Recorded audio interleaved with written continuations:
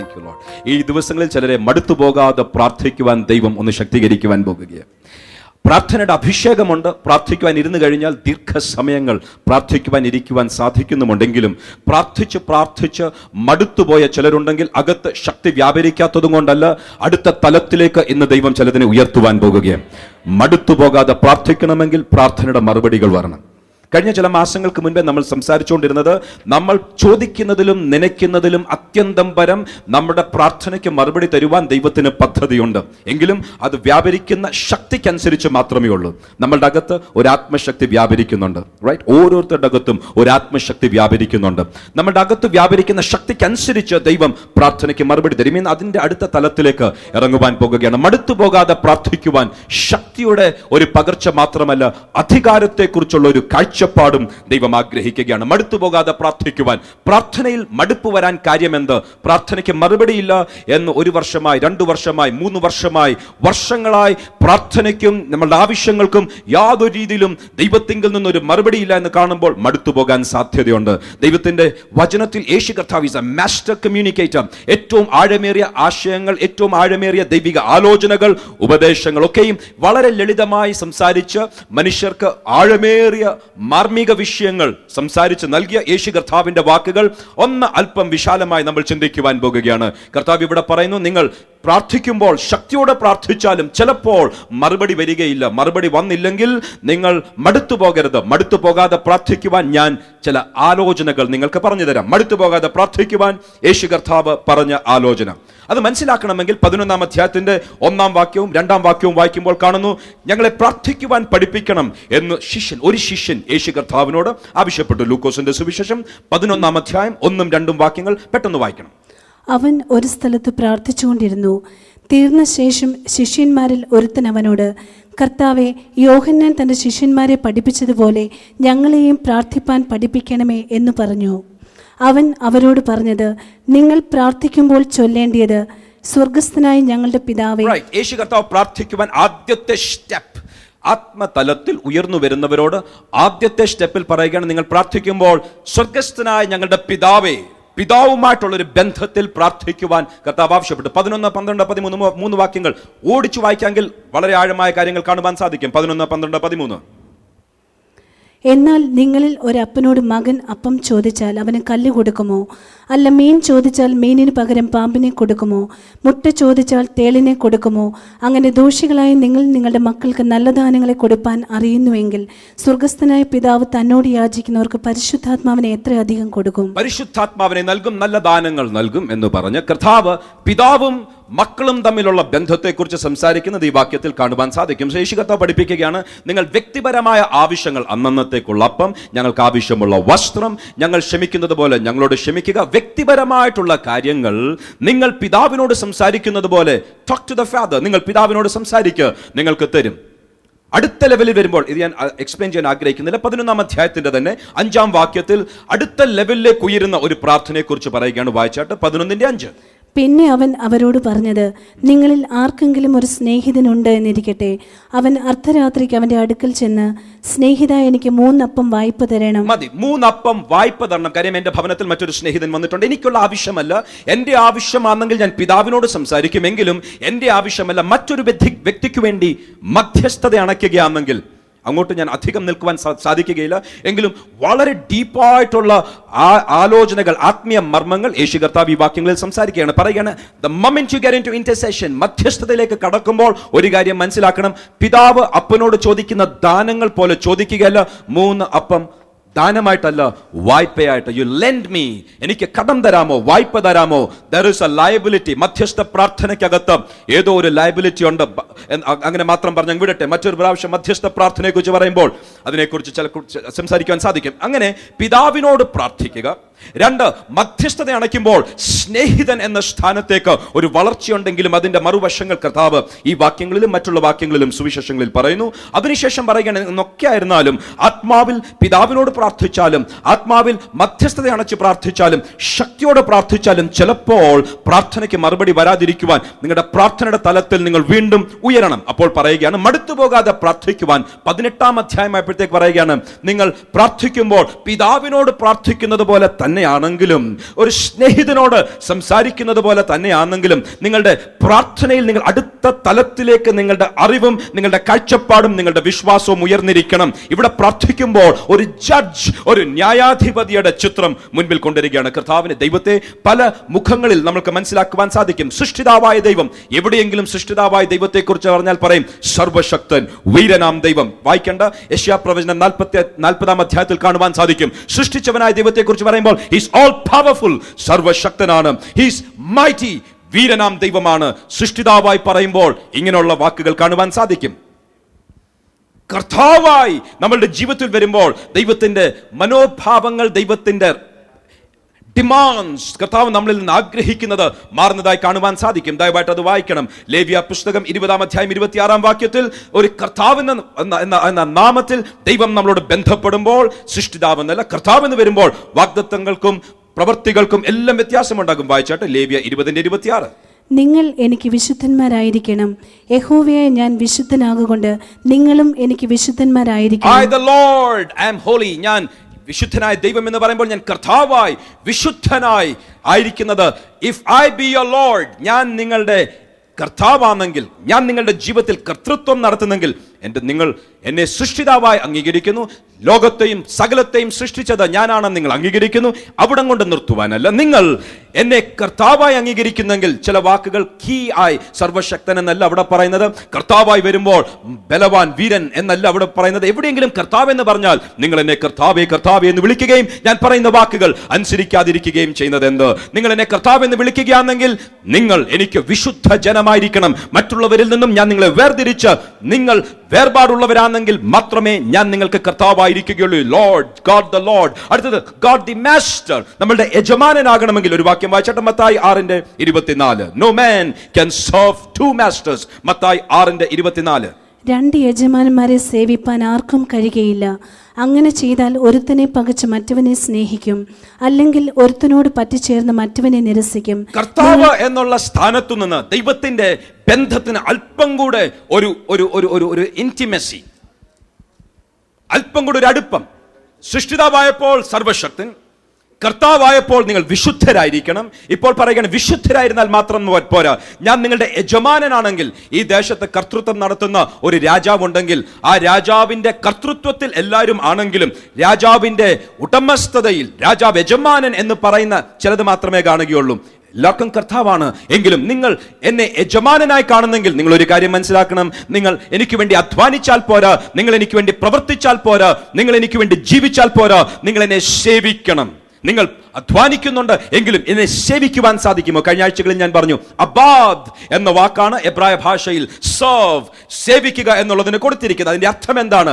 അതിന്റെ അർത്ഥം നീ ജോലി ചെയ്ത് till you are enslaved, നീ ഒരു അടിമയാകുന്നിടം വരെ അധ്വാനിച്ച് അടിമയായി കഴിഞ്ഞാൽ പറയുകയാണ്, നീ എന്റെ ദാസനായി തീരും. You will be my slave, born slave, എന്റെ ദാസനായി തീരും. പറയുകയാണ്, നീ സൃഷ്ടിതാവായി മാത്രം എന്നെ കാണുന്നു, അതോ നീ എന്നെ കർത്താവായി കാണുന്നു, അതോ നീ എന്നെ നിന്റെ യജമാനനായി കാണുന്നു? യജമാനനായി കാണുകയാണെങ്കിൽ നീ എന്നെ സേവിച്ചേ മതിയാകൂ.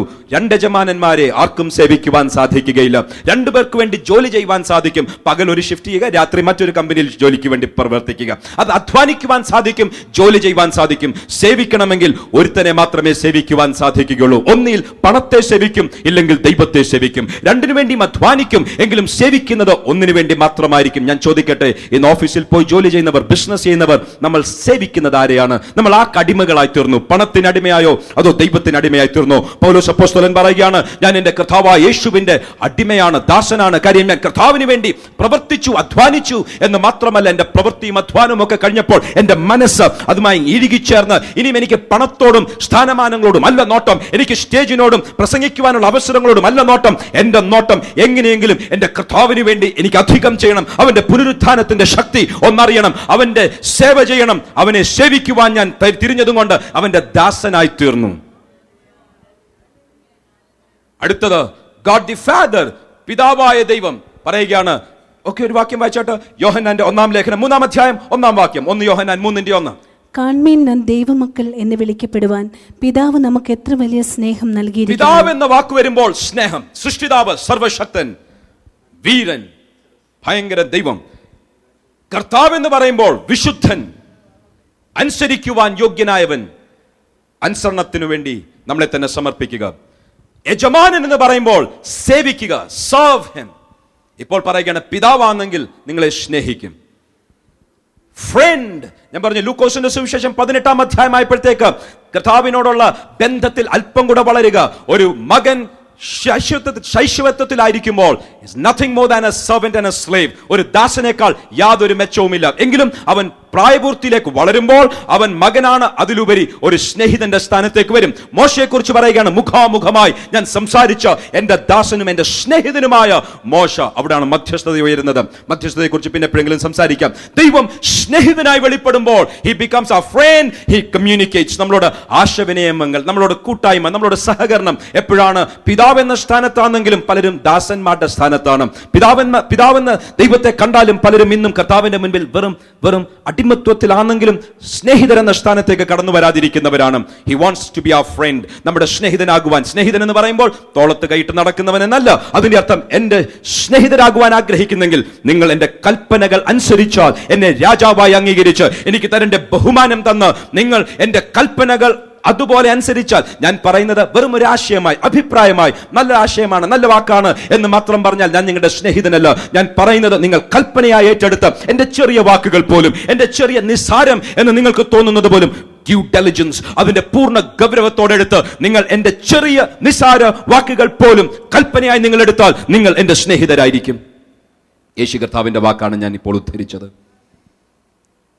ഇവിടെ വായിച്ചത് ഹീസ് ആ ജഡ്ജ്, ഒരു ന്യായാധിപതിയാണ്. വ്യത്യസ്ത മുഖങ്ങളിൽ ദൈവം തന്നെ പ്രദർശിപ്പിക്കുമ്പോൾ അതിന്റെ സ്വഭാവ ഗുണങ്ങളും വ്യത്യസ്തമായി കാണുവാൻ സാധിക്കും. അല്പം കൂടെ സ്ലോ ആയിട്ട് പോകുവാൻ ആഗ്രഹിക്കുന്നു. പലയിടത്തും പല രീതിയിൽ കർത്താവ് എഴുന്നേറ്റിട്ടുണ്ട്. Arise as a man of war. കർത്താവേ, യുദ്ധവീരനായി കർത്താവ് ഒന്ന് എഴുന്നേൽക്കണം. അറൈസ് ആസ് എ ജഡ്ജ്, ഒരു ന്യായാധിപതിയായി എഴുന്നേൽക്കണം. ഞാൻ വാക്യങ്ങൾ വായിക്കുന്നില്ല, പറഞ്ഞു പോകുകയാണ്. Arise as the Lord, കർത്താവായി ഒന്ന് എഴുന്നേൽക്കണം.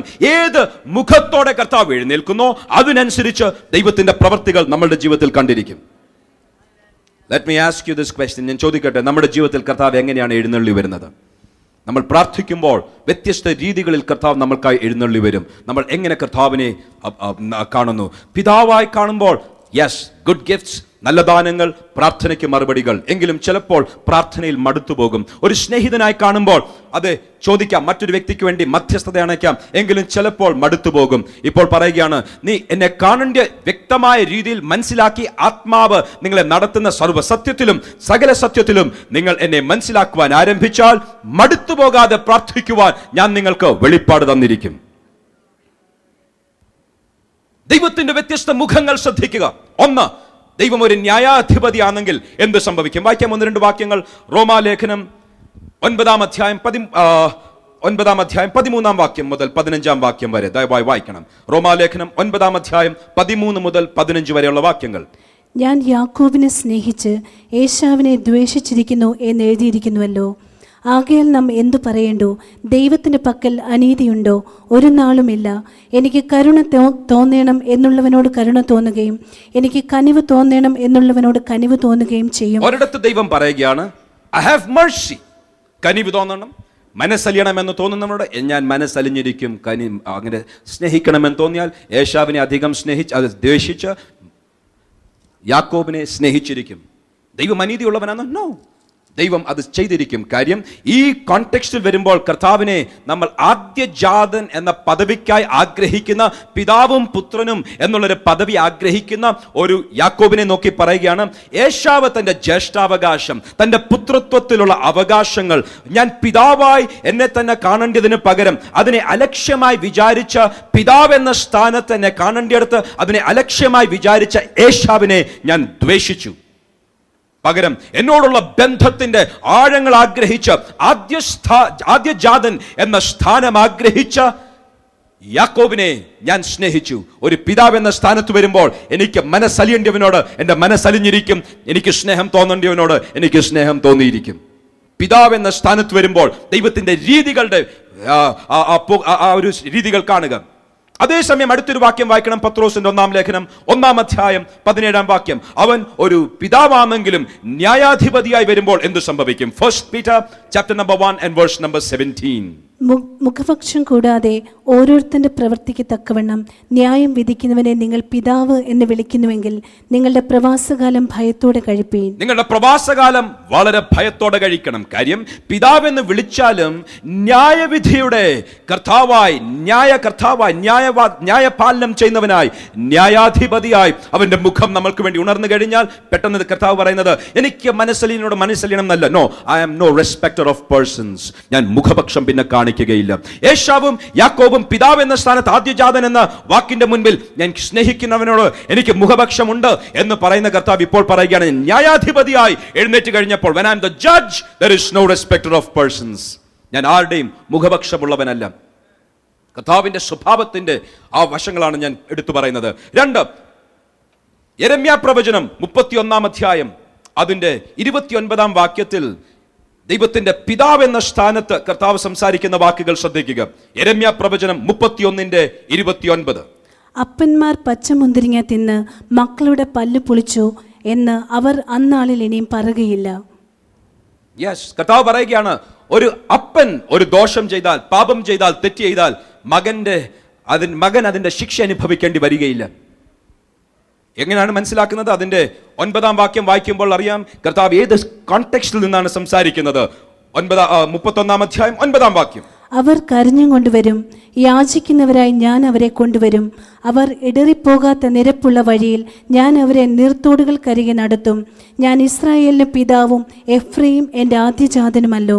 എഫ്രൈം എന്റെ ആദ്യജാതൻ, ഇസ്രായേൽ എന്റെ മകൻ, ഞാൻ അവർക്ക് പിതാവായിരിക്കും. പിതാവ് എന്ന സ്ഥാനത്ത് വരുമ്പോൾ ദൈവം പറയുകയാണ്, അപ്പൻ ഒരു തെറ്റ് ചെയ്താൽ മകൻ അതിന് ശിക്ഷ അനുഭവിക്കേണ്ട, അവനവൻ ചെയ്യുന്നതിന്റെ പകരം മാത്രം അവനവൻ കൊടുത്താൽ മതി. അതേസമയം കൽപ്പനകൾ പ്രമാണിക്കുന്ന ഓർഡിനൻസസ്, പ്രിസെപ്റ്റ്സ്, ഒരു കോടതിയിൽ വരുന്ന, നിയമകോടതിയിൽ വരുന്ന വിധികളുടെയും കൽപ്പനകളുടെയും മുൻപിൽ ദൈവത്തിന്റെ പ്രതികരണം എന്ത്? വായിക്കാം 1 ശമൂവേൽ 3-ാം അധ്യായം 13-14. ഷഫാത്ത് എന്നൊരു വാക്കാണ് അവിടെ കൊടുത്തിരിക്കുന്നത്. പ്രൊനൗൺസ്ഡ് ജഡ്ജ്മെന്റ്, ന്യായവിധിയുടെ പ്രസ്താവന എന്നാണ് അതിന്റെ എബ്രായ വാക്കിൽ കൊടുത്തിരിക്കുന്നത്. ഷഫാത്ത്. 1 ശമൂവേൽ 3-ാം അധ്യായം 13-14 വാക്യങ്ങൾ. അവന്റെ പുത്രന്മാർ ദൈവദൂഷണം പറയുന്ന അകൃത്യം അവൻ അറിഞ്ഞിട്ടും അവരെ ശാസിച്ചമർത്തായ കൊണ്ട് ഞാൻ അവന്റെ ഭവനത്തിന് എന്നേക്കും ശിക്ഷ വിധിക്കും എന്ന് ഞാൻ അവനോട് കൽപ്പിച്ചിരിക്കുന്നു. ഏലിയുടെ ഭവനത്തിന്റെ അകൃത്യത്തിന് യാഗത്താലും വഴിപാടിനാലും ഒരു നാളും പരിഹാരം വരികയില്ല എന്ന് ഞാൻ ഏലിയുടെ ഭവനത്തോട് സത്യം ചെയ്തിരിക്കുന്നു. ഇസ്രായേൽ എന്റെ മകൻ, ഞാൻ അവർക്ക് പിതാവായിരിക്കും എന്ന് പറയുമ്പോൾ ദൈവം പറയുകയാണ്, ഒന്നും വിഷമിക്കണ്ട, അപ്പൻ ചെയ്തതിന് അപ്പൻ മാത്രം ശിക്ഷ അനുഭവിച്ചാൽ മതി. മകൻ അതിന്റെ തലമുറയായി അതിന്റെ പ്രശ്നങ്ങൾ അനുഭവിക്കേണ്ട ആവശ്യമില്ല. എങ്കിലും ന്യായാധിപതിയായി ഞാൻ വിധിക്കും, ഞാൻ ഷഫാത്ത്, ഞാൻ ചില ജഡ്ജ്മെന്റ്സ് ന്യായ കോടതിയിൽ പ്രസ്താവിക്കുന്നത് പോലെ ചില പ്രസ്താവനകൾ നീതിയുടെ കോടതിയിൽ ഞാൻ പ്രസ്താവിക്കുമെന്ന് പറയുമ്പോൾ പറയുകയാണ്, തലമുറയായി എത്ര നാൾ കഴിഞ്ഞാലും ഒരു യാഗത്തിനും അവരുടെ പാപങ്ങളെ പൊക്കുവാൻ കഴിയാത്തതുപോലെ തലമുറയായി ചില വിധികൾ ഞാൻ പ്രസ്താവിച്ചിരിക്കും.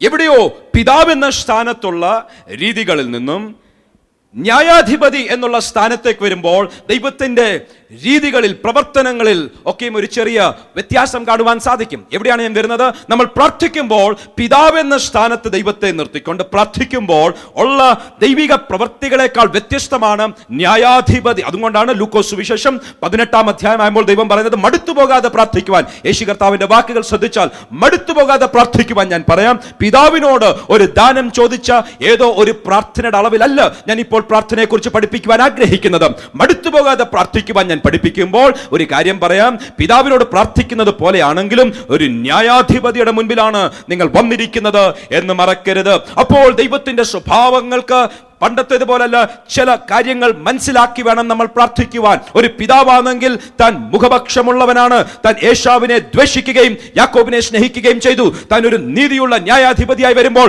മുഖപക്ഷമുള്ളവനല്ല.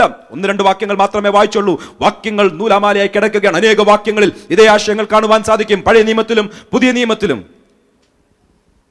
പിതാവായി വരുമ്പോൾ അപ്പൻ ചെയ്തതിന് അപ്പൻ മാത്രം മറുപടി കൊടുത്താൽ മതി. മകൻ ശിക്ഷയില്ല.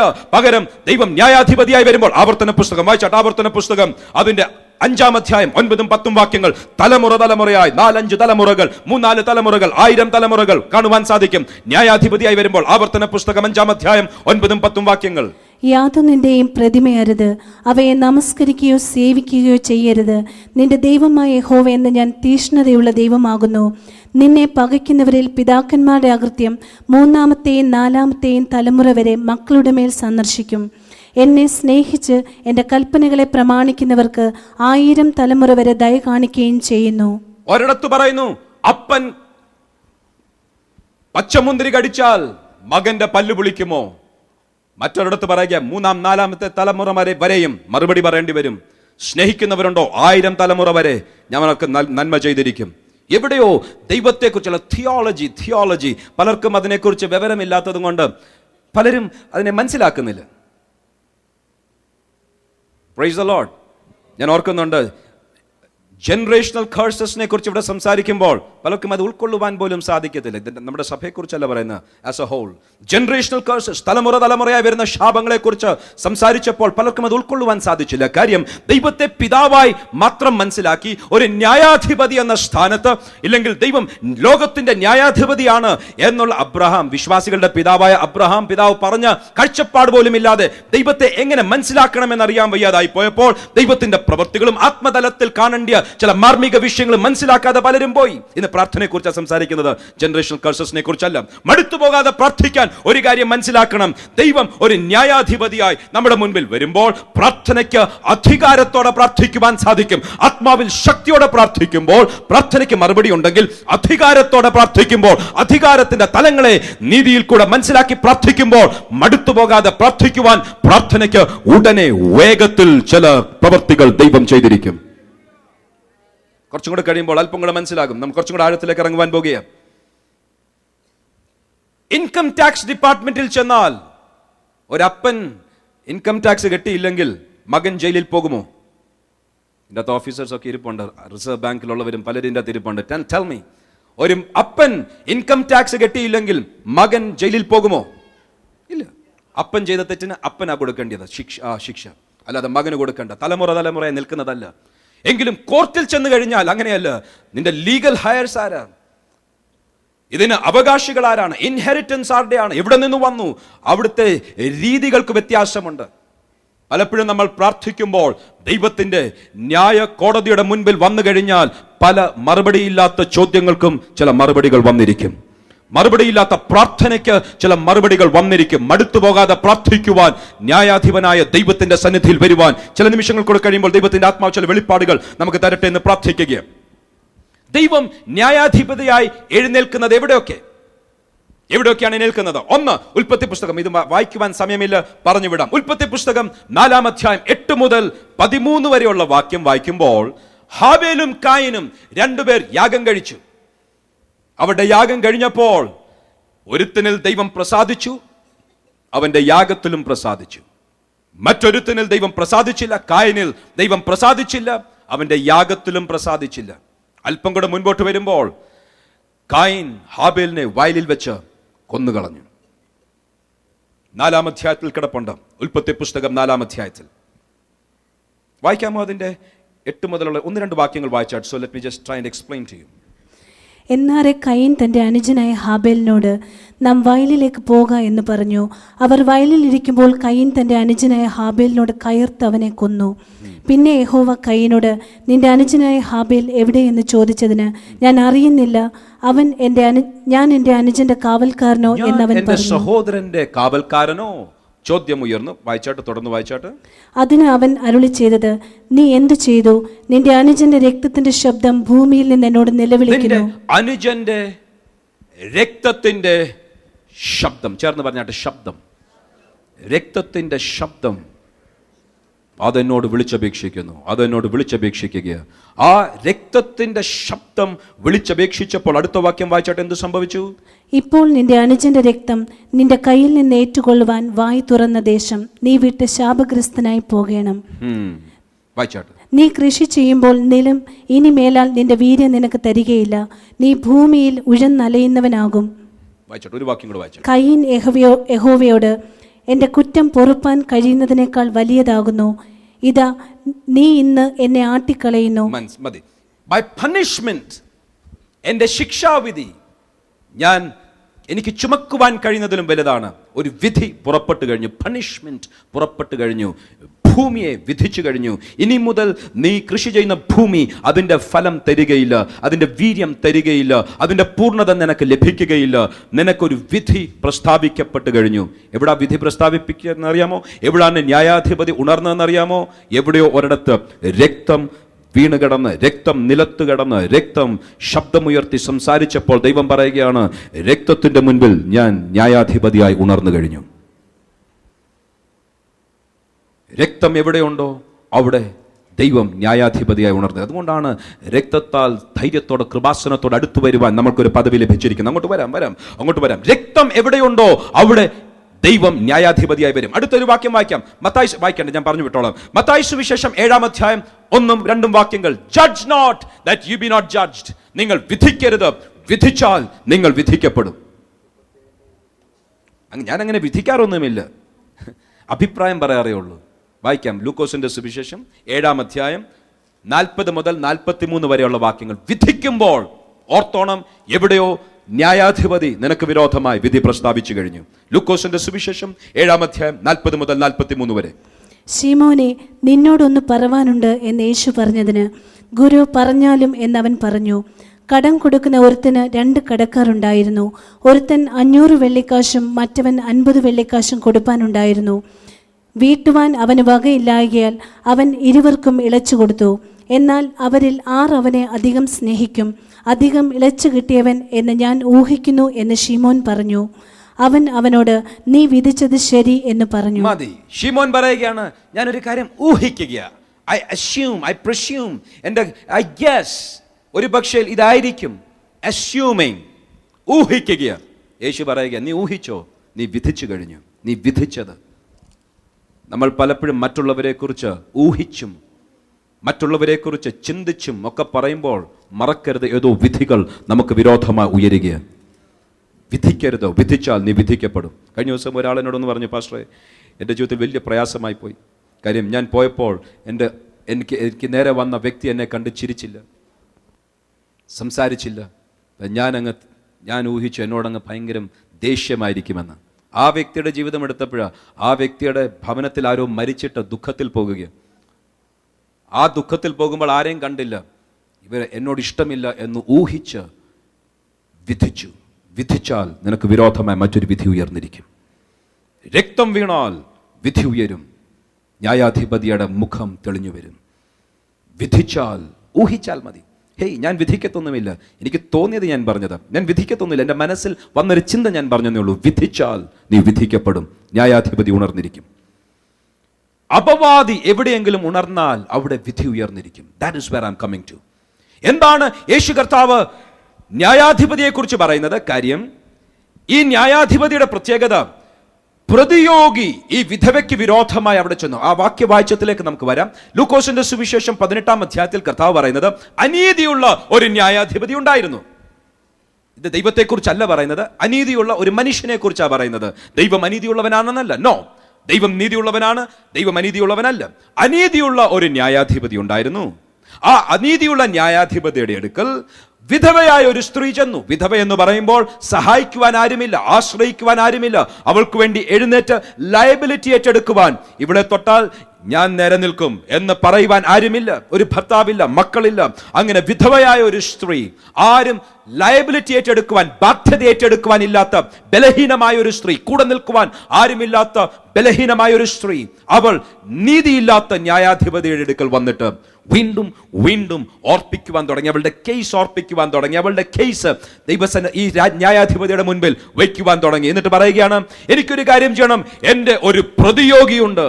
എവിടെയാണ് പിതാവായ ദൈവം നമ്മളുടെ മുൻപിൽ ന്യായാധിപതിയായി വരുന്നത്? എവിടെയോ പ്രതിയോഗി ഉണർന്നു കഴിയുമ്പോൾ ന്യായാധിപതിയായി ദൈവം എഴുന്നേറ്റേ മതിയാകൂ.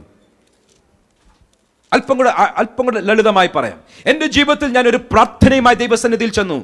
കർത്താവേ, എൻ്റെ ആവശ്യം ഇതാണ്, ആവശ്യവുമായി ദൈവസന്നിധിയിൽ ചെല്ലുമ്പോൾ കർത്താവേ, അവനത് കൊടുക്കാൻ പറ്റത്തില്ല, കാര്യം അവൻ ഇന്ന തെറ്റ് ചെയ്തു എന്ന എൻ്റെ പ്രാർത്ഥനയുടെ മറുപടിയെ തടയുവാൻ ഒരു പ്രതിയോഗി ഉണ്ടെങ്കിൽ ഉടനെ ദൈവം പിതാവെന്ന സ്ഥാനത്തു നിന്ന് അവന്റെ മുൻപിൽ, നീതിയുള്ള ദൈവമാകിയാൽ ആ പ്രതിയോഗിയുടെ മുൻപിൽ നമ്മളുടെ പ്രാർത്ഥനയ്ക്ക് ചില തടസ്സങ്ങൾ ഉണ്ടായിരിക്കും. അതുകൊണ്ടാണ് നമ്മൾ പ്രാർത്ഥിക്കുമ്പോൾ പാപങ്ങൾ ഏറ്റുപറഞ്ഞ് രക്തത്താൽ ശുദ്ധീകരണം പ്രാപിച്ചിട്ട് പ്രാർത്ഥിക്കണം എന്ന് നമ്മൾ പഠിപ്പിക്കുന്നത്. കാര്യം, പാപം ഏറ്റുപറയാതെ ശുദ്ധീകരണം പ്രാപിക്കാതെ നമ്മൾ പിതാവിന്റെ സന്നിധിയിൽ പ്രാർത്ഥിക്കുമ്പോൾ എന്താണ് സംഭവിക്കുന്നത്? നീതിയുള്ള ദൈവം, നമ്മുടെ പിതാവ്, പ്രതിയോഗിയായവൻ നമ്മുടെ മുൻപിൽ നമ്മളുടെ പ്രശ്നങ്ങൾ ദൈവസന്നിധിയിൽ പറഞ്ഞാൽ പ്രാർത്ഥനയ്ക്ക് മുടക്കം വരുവാൻ, പ്രാർത്ഥനയുടെ മറുപടികൾക്ക് തടസ്സം വരുവാൻ അവിടെ സാധ്യതയുണ്ട്. അത് അംഗീകരിക്കുന്ന ഒരു രാമൻ പറഞ്ഞാലും yes, we are on the same plane. നമ്മൾ ഒരേ തട്ടിൽ നിൽക്കുകയാണ്. ഇവിടെ പറഞ്ഞിനിയും പ്രൂവ് ചെയ്യേണ്ട ആവശ്യമില്ല. നമ്മൾക്കെല്ലാം അറിയാം, ജീവിതത്തിൽ പാപമുണ്ടെങ്കിൽ, ജീവിതത്തിൽ ഏറ്റുപറയാത്ത പാപമുണ്ടെങ്കിൽ, രക്തത്താൽ ശുദ്ധീകരണം പ്രാപിക്കാത്ത പാപമുണ്ടെങ്കിൽ, അപവാദിക്കും പ്രതിയോഗിക്കും അതിനെക്കുറിച്ച് സംസാരിച്ച് പ്രാർത്ഥനയുടെ മറുപടിയെ തടയുവാൻ സാധിക്കും. പ്രതിയോഗി നിമിത്തം. ഈ പ്രതിയോഗി എന്നുള്ള വാക്ക് മനസ്സിലാക്കണമെങ്കിൽ അതിന്റെ ഗ്രീക്ക് വാക്ക് എന്താണെന്ന് അറിയാമോ? അതിന്റെ ഗ്രീക്ക് വാക്ക് ആന്റിഡിക്കോസ് എന്ന വാക്കിന്റെ അർത്ഥം ഒരു കേസ് ഉണ്ടാക്കുവാൻ, നിയമ കോടതിയിൽ ഒരു ലോസൂട്ട്, ഒരു കേസ് ഉണ്ടാക്കുവാൻ, ക്ലെയിംസ്, അവകാശങ്ങൾ ഉണ്ടാക്കുവാൻ, കേസ്, ഒരു ലീഗൽ കേസ് ഉണ്ടാക്കുവാൻ ഒരു അഡ്വക്കേറ്റ് എതിരെ നിൽക്കുന്ന ഒരു വ്യക്തിയെയാണ് ഈ വാക്കും കൊണ്ട് നമ്മൾ മനസ്സിലാക്കേണ്ടത്. ഇതൊരു സ്പിരിച്വൽ വാക്കിനേക്കാൾ കൂടുതൽ ഇതൊരു ലീഗൽ വാക്കാണ്, കോർട്ടിൽ ഉപയോഗിക്കുന്ന വാക്കാണ്. ആന്റിഡിക്കോസ്. യേശു കർത്താവ് പറയുകയാണ്, നിന്റെ ശത്രു വരുന്നെന്നല്ല. ഓഫ് കോഴ്സ് അവൻ ശത്രുവാണ്, എങ്കിലും അവൻ ഒരു ലീഗൽ വ്യക്തിയാണ്. അവൻ ഒരു ആന്റിഡിക്കോസ്. അവൻ നിനക്ക് വിരോധമായി കേസ് ഉണ്ടാക്കുന്നവനാണ്. എന്ന് പറഞ്ഞാൽ ഒരു കേസ് ഉണ്ടാക്കുമ്പോൾ ചുമ്മാതെ ഇങ്ങോട്ട് വന്ന് ദണ്ഡ് കർത്താവേ ഇവന്റെ ജീവിതത്തിൽ ഒരു പ്രശ്നമുണ്ടെന്നല്ല, ഫയലിംഗ് കൊണ്ടുവരും. ഇന്ന ദിവസം ഇത്ര മണിക്ക് ഇന്ന സ്ഥലത്ത് വെച്ച് ഇന്ന വാക്ക് ഇന്ന പ്രവൃത്തി ചെയ്ത ഇവന്റെ കേസ് കിടക്കുന്നു. നീതിയുള്ള ന്യായാധിപതി എന്തു ചെയ്യും? പിതാവിന്റെ അടുക്കൽ വന്ന പ്രാർത്ഥനയ്ക്ക് ഇതാ ഒരു കേസ് വന്നിരിക്കുക, ഒരു അവകാശം വന്നിരിക്കുക, ഏതോ ഒരു കേസ്, ലീഗൽ കേസ് വന്നിരിക്കുക. പ്രതിയോഗിയുടെ വാക്കുകൾ ഇയ്യോബിന്റെ പുസ്തകത്തിൽ ഇത് കാണുവാൻ സാധിക്കും. ദൈവപുത്രന്മാർ അവരെ തന്നെ ദൈവസന്നിധിയിൽ അവിടെ ദൈവസന്നിധിയിൽ ചെന്നപ്പോൾ ഇതാ സാത്താനും അവിടെ ചെന്നിരിക്കുകയാണ്. സാത്താനെ കുറിച്ച് പറയുന്ന അഡ്വേഴ്സറി, അക്യൂസർ. അവൻ അപവാദിയാണ്, അവൻ പ്രതിയോഗിയാണ്, അവൻ അപവാദം പറയുന്നവനാണ്, അവൻ പിശാചാണ്, അവൻ സാത്താനാണ്. ഇവനെ കുറിച്ച് പറയുക. ഇവൻ ദൈവസന്നിധിയിൽ ചെന്നിട്ട് പറഞ്ഞു, ഇയ്യോബിന് വിരോധമായ ചില കാര്യങ്ങൾ സംസാരിച്ചു. വായിക്കാം ഇയ്യോബിന്റെ പുസ്തകം 2-ാം അധ്യായം 3-ാം വാക്യം. ഞാൻ ഇംഗ്ലീഷിൽ പറഞ്ഞു പോകാം. You moved me. നീ എന്നെ ചലിപ്പിച്ചു. മലയാളത്തിൽ അതിന്റെ കറക്റ്റ് ലീഗൽ വാക്കല്ല ട്രാൻസ്ലേറ്റ് ചെയ്തിരിക്കുന്നത്. ഞാൻ ഇന്ന് രാവിലെയും അത് എബ്രായ ഭാഷയിലുള്ള മൂലഭാഷയിലുള്ള വാക്ക് എടുത്തു നോക്കി. അവിടെ പറഞ്ഞിരിക്കുന്നത് ഒരു കോർട്ടിനെ മൂവ് ചെയ്യുന്നത് പോലെ നീ എന്നെ ചലിപ്പിച്ചു. നീ അവന് വിരോധമായി വാദിച്ചു. നീ അവൻ ഒരു ദോഷവും ചെയ്യാത്തവനാണെങ്കിലും അവന് വിരോധമായി വാദിച്ച് എന്റെ കരങ്ങളെ ചലിപ്പിച്ച്. You moved the court. എന്റെ ന്യായാസനത്തെ നീ ചലിപ്പിച്ചു. അവന് വിരോധമായി അവനെ തകർത്ത് കളയുവാൻ നീ വാദിച്ചു. എങ്കിലും അവൻ നിഷ്കളങ്കനാണെങ്കിലും നീ വാദിച്ചതിനാൽ, പ്രതിയോഗിയെ, അപവാദിയെ നീ വാദിച്ചതിനാൽ, യേശു കർത്താവ് പറയുക, മടുത്തു പോകാതെ പ്രാർത്ഥിക്കുവാൻ നിങ്ങളൊരു കാര്യം മനസ്സിലാക്കണം. നീതിമാനായ ഒരു ദൈവത്തിന്റെ സന്നിധിയിൽ പ്രാർത്ഥിക്കേണ്ടതുപോലെ പ്രാർത്ഥിച്ചാൽ ഇന്ന് പകൽക്കാലം ചിലരുടെ മറുപടിയില്ലാത്ത ചില വിഷയങ്ങൾക്ക് ഇന്ന് പകൽക്കാലം മറുപടി വരുവാൻ ദൈവത്തിനൊരു പദ്ധതിയുണ്ട്.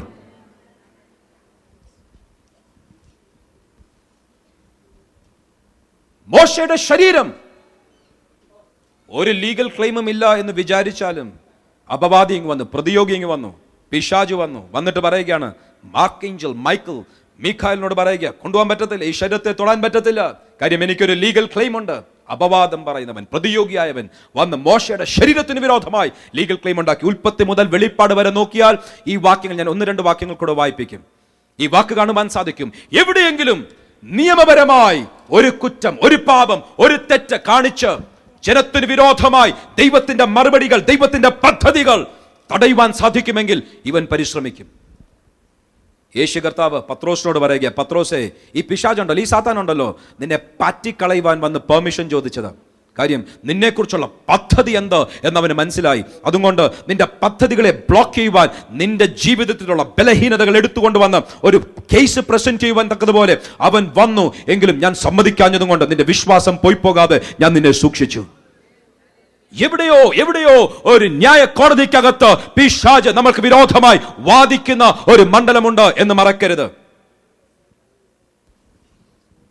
ഈ ചർച്ചിന്റെ കേസിനെ കുറിച്ച് ഒരു വാക്ക് പറയട്ടെ.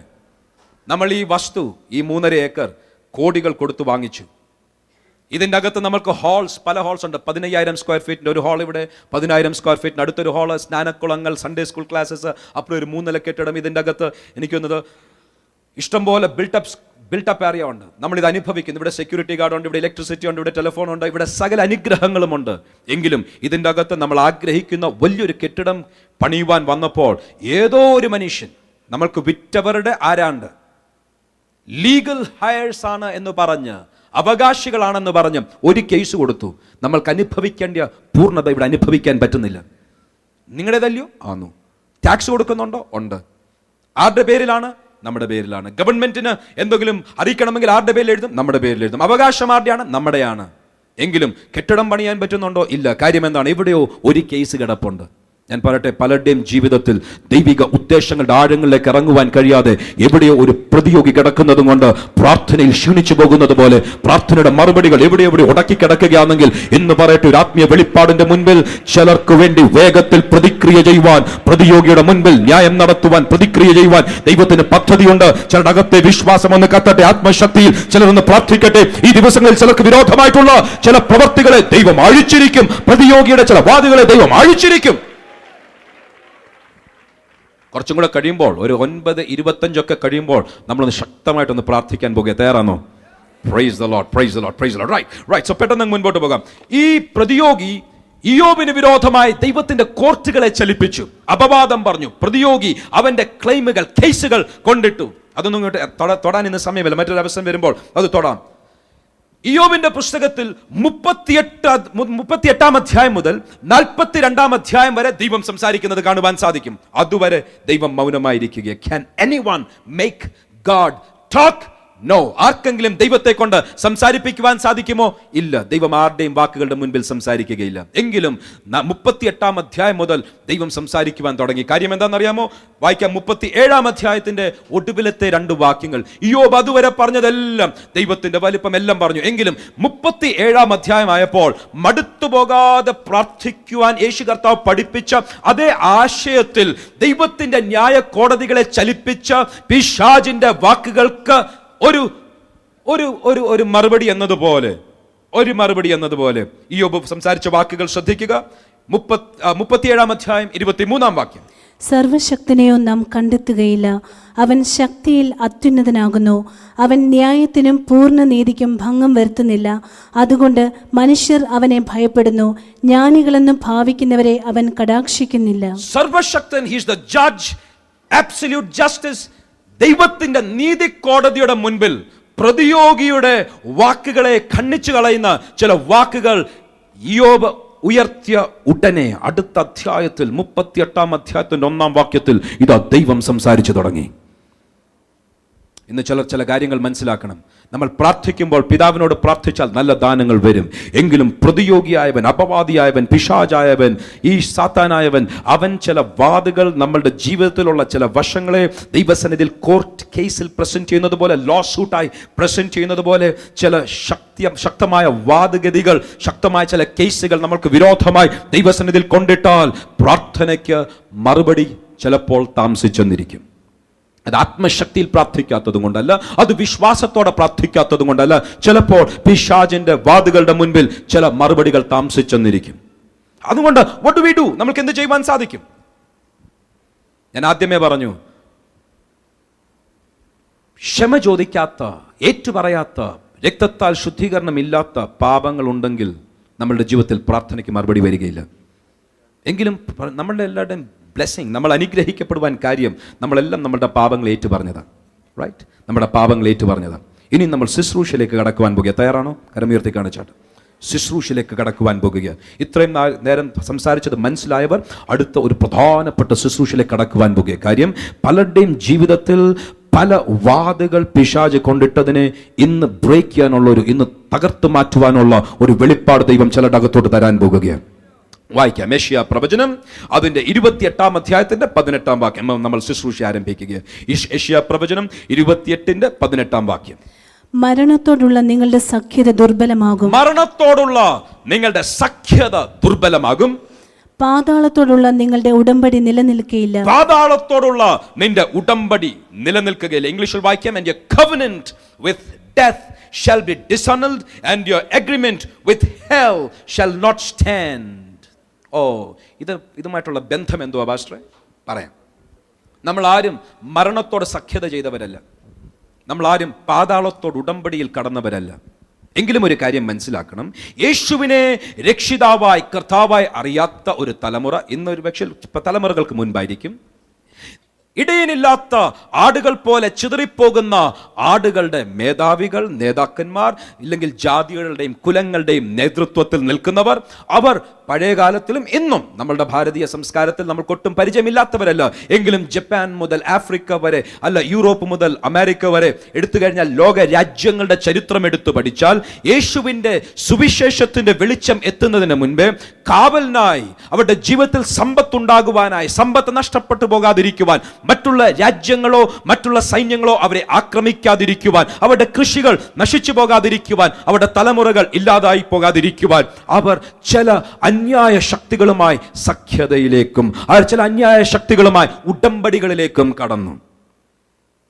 കഴിഞ്ഞ ദിവസം ഞാൻ ആഫ്രിക്കൻ കമ്മ്യൂണിറ്റീസിന്റെ ചരിത്രം വായിക്കുകയായിരുന്നു. യാഗപീഠങ്ങൾ പണിത് അവിടെ യാഗപീഠങ്ങളുടെ മേൽ കുലങ്ങളുടെയും കുടുംബങ്ങളുടെയും പേരെഴുതി വെച്ച് ഞങ്ങളുടെ കുലത്തിന്റെ ശ്രേഷ്ഠത സൂക്ഷിച്ചു കൊള്ളണം, ഈ കുടുംബത്തിന്റെ നന്മകൾ, അവരുടെ സമ്പത്തുകൾ നഷ്ടമാകാതെ പരിപാലിക്കണം, എങ്കിൽ ഞങ്ങൾ നിന്റെ വഴികളിൽ നടന്നുകൊള്ളാം എന്ന ചില അന്യായ ശക്തികളുമായി യേശുവിന്റെ വെളിച്ചം വരാത്ത ചില രാജ്യങ്ങൾ, ചില സംസ്കാരങ്ങൾ, ചില സഖ്യതകൾ, ചില ഉടമ്പടികൾ, ചില ശക്തികളുമായി ചെയ്തതിനെ കുറിച്ച് പല രാജ്യങ്ങളുടെയും ചരിത്രത്തിൽ വായിക്കുവാൻ സാധിക്കും. അങ്ങനെ ഒരു സഖ്യതയുണ്ടെങ്കിൽ, അങ്ങനെ ഒരു ഉടമ്പടി ഉണ്ടെങ്കിൽ, അതിന്റെ തലമുറകളായി വന്നവർക്ക് ഒരു കാര്യം അറിയാം, ഞങ്ങൾ അതിൻ്റെ അകത്ത് ഭാഗവാക്കുകളല്ല. We are not responsible. കാര്യം ഞങ്ങളൊന്നും പറഞ്ഞതല്ല. എങ്കിലും ഒരു കാര്യം മറക്കല്ല, കോടതിയുടെ മുൻപിൽ വരുമ്പോൾ തലമുറയായിട്ടുള്ളത് അവകാശം പറയുവാൻ അപവാദിക്ക് ഒരു സാധ്യതയുണ്ട്. അവൻ വന്ന് പറയും, ഇവൻ യേശുവിനെ രക്ഷിതാവായി സ്വീകരിച്ചല്ലോ, ഇവൾ യേശുവിനെ രക്ഷിതാവായി സ്വീകരിച്ചല്ലോ. ഈ ലാൻഡിന്റെ കാര്യം പറഞ്ഞല്ലോ, കെട്ടിടം വെച്ചോട്ട് ഇതിനകത്ത് ഇലക്ട്രിസിറ്റി കൊടുക്കാം, ലൈറ്റ് കൊടുക്കാം, എങ്കിലും എന്റെ ഹിതത്തിന്റെ പൂർണ്ണത വെളിപ്പെടുത്തണമെന്ന് ദൈവം ആഗ്രഹിക്കുമ്പോൾ പറയും, നിക്ക്, വർഷങ്ങൾക്ക് മുൻപേ, തലമുറകൾക്ക് മുൻപേ ഇവന്റെ അപ്പൻ, ഇവളുടെ അപ്പൻ, ഇവളുടെ പാരമ്പര്യമായിട്ടുള്ള ചില കാര്യങ്ങൾ പറയുവാനുണ്ട്, കേസ് പ്രസന്റ് ചെയ്യുവാനുണ്ട്. ഇത്ര വർഷങ്ങൾക്ക് മുൻപേ ഈ കുലത്തിൽ നിന്നും ഒറ്റ വ്യക്തിയെ കാവൽ നൽകുവാൻ ഇതാ ഞങ്ങൾ ഒരു സഖ്യത ചെയ്യുകയാണ് എന്ന് മരണത്തോടും പാതാളത്തോടും സഖ്യത ചെയ്ത, ഉടമ്പടികൾ ചെയ്ത ചില ഡോക്യുമെന്റ് എന്റെ കയ്യിൽ ഇരിപ്പുണ്ട്, എടുത്തുകൊണ്ട് വരാം. അങ്ങനെ ചില വാതുകൾ കൊണ്ടുവന്ന് പിതാവിന്റെ സന്നിധിയിൽ കൊണ്ടുവന്ന് വെച്ചിരിക്കുകയാൽ ചിലരുടെ ദൈവഹിതത്തിന്റെ പൂർണ്ണതയും പ്രാർത്ഥനയുടെ മറുപടികളും വരാതിരിക്കുന്ന ചിലരോട് പറയട്ടെ, ഇന്ന് പാതാളത്തോടും മരണത്തോടുമുള്ള ചില സഖ്യതകളെ ദൈവം ഉടയ്ക്കുവാൻ ആത്മശക്തിയിൽ ഒരു പുതിയ കാഴ്ചപ്പാടിലേക്ക് ഇറങ്ങുവാൻ പോകുകയാണ്. അല്പം കൂടെ പറയാം. സമയത്തിന്റെ ചുരുക്കം കൊണ്ട് ഞാൻ ഓടുക. 1-2 ആഴ്ച കൊണ്ട് തീരുകയില്ല. മണിക്കൂറുകൾ ഇതിന്റെ അകത്തുനിന്ന് ഇനിയും ദൈവത്തിന്റെ കോടതിയിലുള്ള പുസ്തകങ്ങൾ അതെങ്ങനെ തുറക്കുവാൻ സാധിക്കും, ആ പുസ്തകങ്ങളിൽ നിന്ന് എങ്ങനെ നമുക്ക് വായിക്കുവാൻ സാധിക്കും, ഈ പുസ്തകങ്ങൾ നമ്മളെ കുറിച്ച് പറഞ്ഞിരിക്കുന്നത് എന്താണ് എന്നൊക്കെ ചിന്തിക്കുവാനുണ്ട്. ഇന്ന് ഇതിന്റെ ഒരു ഇൻട്രൊഡക്ഷൻ മാത്രമേ ആകുന്നുള്ളൂ. എങ്കിലും ഇൻട്രൊഡക്ഷൻ ആണെങ്കിലും ഇന്ന് ചിലർക്ക് ഒരു ഭാഗികമായ വിടുതലുമുണ്ട്.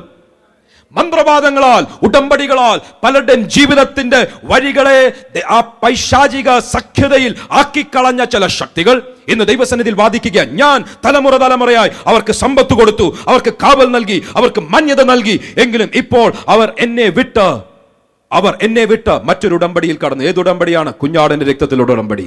എങ്കിലും അവർ ഞാനുമായിട്ടുള്ള ഉടമ്പടി ഇതുവരെ അതിൽ നിന്നും പുറകോട്ട് മാറിയിട്ടില്ല. അതുകൊണ്ട് ഒരു വാത് കിടപ്പുണ്ട്. അവർ അറിയുന്ന പോലുമില്ല. They don't even recognize. അവർ അറിയുന്നില്ലെങ്കിലും ഒരു കേസ് കിടപ്പുണ്ട്. ചിലർക്ക് വിരോധമായി ഒരു കേസ് കിടപ്പുണ്ട്. തലമുറയായി നിലനിൽക്കുന്ന ചില കേസുകളെ ഇന്ന് ആത്മാവിലൊന്ന് അഴിക്കുവാൻ പോകുകയാണ്. ഞാൻ പറഞ്ഞു, ഇന്നതിന്റെ പൂർണ്ണതയിൽ നമുക്ക് എത്തുവാൻ സാധിക്കുകയില്ല സമയത്തിന്റെ പരിമിതികൾ കൊണ്ട്. എങ്കിലും ഈ ആലോചനകൾ വെളിപ്പാടുകളായി ദൈവം തരട്ടെ. ആത്മാവ് സകല സത്യത്തിലും നമ്മളെ വഴി നടത്തിയിരിക്കും. വരുന്ന ചില ആഴ്ചകൾക്കകം, ഞാൻ വിശ്വസിക്കുന്നു വരുന്ന 3-4 മാസങ്ങൾക്കകം ഇതിന്റെ അകത്തിരിക്കുന്ന ചിലർ അടുത്തൊരു തലത്തിലേക്ക് ഉയരുവാൻ പോകുകയാണ്. ദൈവിക ഉദ്ദേശങ്ങൾ, ദൈവിക പദ്ധതികൾ, ദൈവിക പൂർണ്ണതയിലേക്ക് കടക്കുവാൻ കഴിയാതെ പ്രതിയോഗിയായവൻ ന്യായാസനത്തിന്റെ മുൻപിൽ അവന്റെ വാതുകൾ കൊണ്ടുവെക്കുമ്പോൾ ഇന്ന് പറയുവാൻ പോകുകയാണ്, കർത്താവേ, രക്തത്താൽ ഞങ്ങൾ ഒരു ജയം ഏറ്റെടുത്തിരിക്കും. വെളിപ്പെട്ടു വരുന്ന ഓരോ കേസുകളുടെ മുൻപിൽ യേശുവിന്റെ രക്തത്താൽ ഞങ്ങൾ ഒരു ജയം ഏറ്റെടുത്തിരിക്കും. എന്റെ ജീവിതത്തിൽ പാപമുണ്ടെങ്കിൽ ഞാൻ ആ പാപം യേശു കർത്താവിന്റെ സന്നിധിയിൽ ഏറ്റുപറയുന്ന ഉടനെ കർത്താവ് പറയുക, അപവാദിയോട് നീ നിരപ്പ് പ്രാപിച്ചോണം, ഇല്ലെങ്കിൽ എന്ത് സംഭവിക്കും? നിന്റെ ജീവിതത്തിൽ അവൻ നിന്നെ ജയിലിൽ കൊണ്ടിടും. മത്തായി സുവിശേഷത്തിലെ വാക്യമാണ് ഞാൻ ഈ പറയുന്നത്. ഇന്നത്തെ കൊളോക്കിയൽ ലാംഗ്വേജിൽ പറഞ്ഞെന്നേ ഉള്ളൂ, വചനഭാഷയിൽ പറഞ്ഞില്ലെന്നേ ഉള്ളൂ. അപവാദി നിനക്ക് വിരോധമായി അപവാദങ്ങൾ കൊണ്ടുവരുമ്പോൾ അവൻ മജിസ്ട്രേറ്റിന്റെ മുൻപിൽ കൊണ്ടുവരികയും ജഡ്ജിന്റെ മുൻപിൽ കൊണ്ടുവരികയും ഒടുവിൽ അവൻ നിന്നെ ജയിലിൽ പിടിച്ചിടുകയും നീ ഒടുവിലത്തെ പൈസ വരെ കൊടുത്ത് അതിൽ നിന്നും പുറത്തു വരുന്നിടം വരെ കാരാഗ്രഹത്തിൽ കിടക്കേണ്ടി വരും.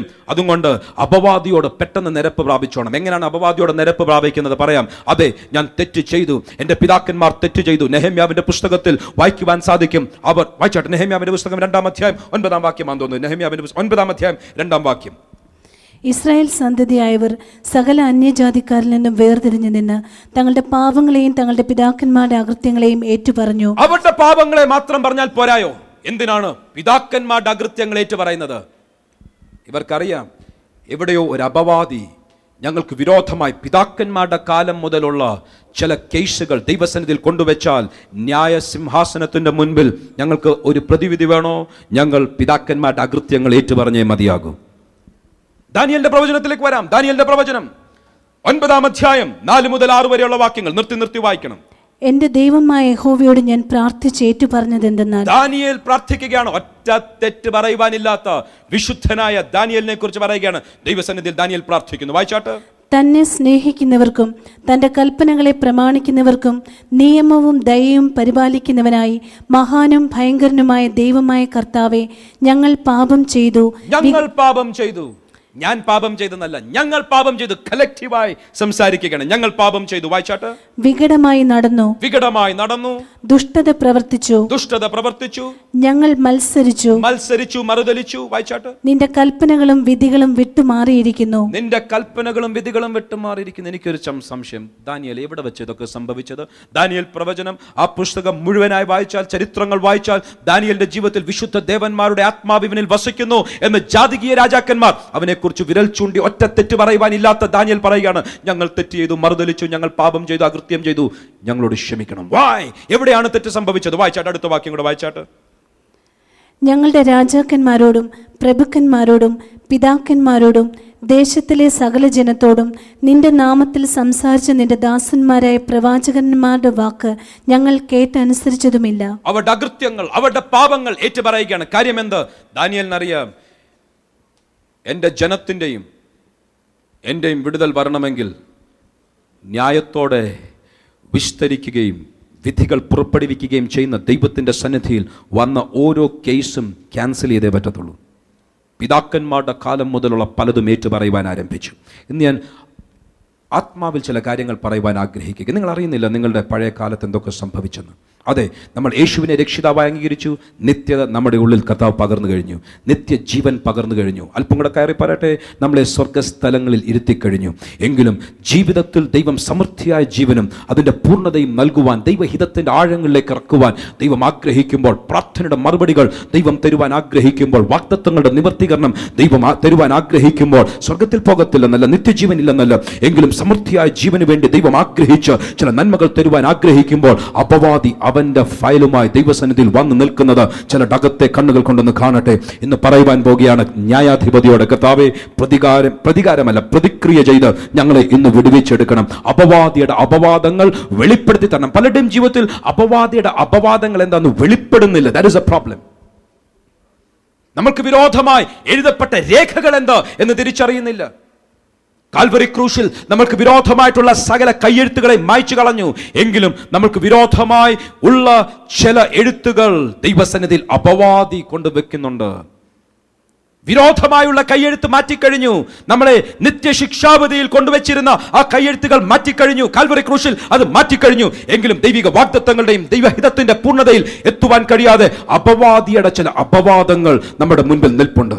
ഒറ്റ വാക്യം കൂടെ വായിച്ച് പ്രാർത്ഥിക്കുവാൻ പോകുക. വെളിപ്പാട് പുസ്തകം 12-ാം അധ്യായം 10-ാം വാക്യം. വെളിപ്പാട് പുസ്തകം 12-ാം അധ്യായം 10-ാം വാക്യം. അപ്പോൾ ഞാൻ സ്വർഗത്തിൽ നിന്നൊരു മഹാശബ്ദം പറഞ്ഞു കേട്ടത്, യെസ്, ഇപ്പോൾ നമ്മുടെ ദൈവത്തിന്റെ രക്ഷയും ശക്തിയും രാജ്യവും അവന്റെ ക്രിസ്തുവിന്റെ ആധിപത്യവും തുടങ്ങിയിരിക്കുന്നു. അയ്യോ, ഇപ്പൊ ഇതുവരെ എവിടെയായിരുന്നത്?